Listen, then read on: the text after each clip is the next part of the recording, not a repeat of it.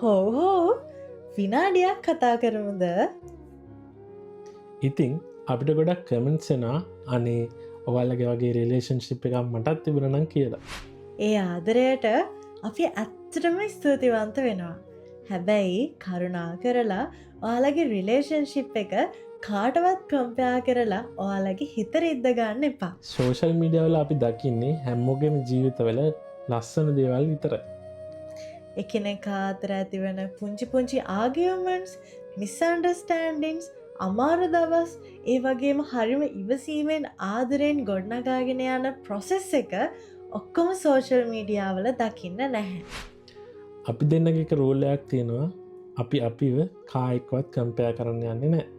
අපි දෙන්නගෙත් ගැලපෙන තැන් තියෙනවා. ඒ වගේම නොගැලපෙන තැනුත් ඕන තරන් තියෙනවා. ඒත් අපි හැම වෙලාම එකිනෙකාවාගේ කරන. අපි දෙන්නව ඉවසීමෙන් දරාගන්නවා. අපිට එකිනෙකාව අගයන්න ලොකුලොකු සල්ලි වියදංගෙන දේවල් කරන්න අවශ්‍ය වෙන්නේ නැහැ. ඒ කෙනා ඔයා වෙනුවෙන් කරන පුංචි පුංචි කැපකිරීම්, ඔයාව සතුටින් තියන්න ගන්න පුංචි උත්සාහයන්, ඒ වගේ පොඩි පොඩි දේවල් අගය කරන්න. ඉතින් මේ ඔයාගේ පාර්ට්නර්ව අගය කරන එක ඔයාගේ ජීවිතේ පුරුද්දක් කරගන්න.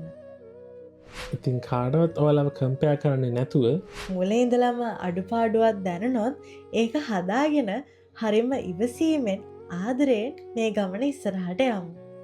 මේ ලෝකෙ ලස්සන වෙන්නේ ආදරණීය හදවත් නිසා. ඉතින් ආදරයෙන් පිරුණු මනුස්සයෙක් වෙන්න.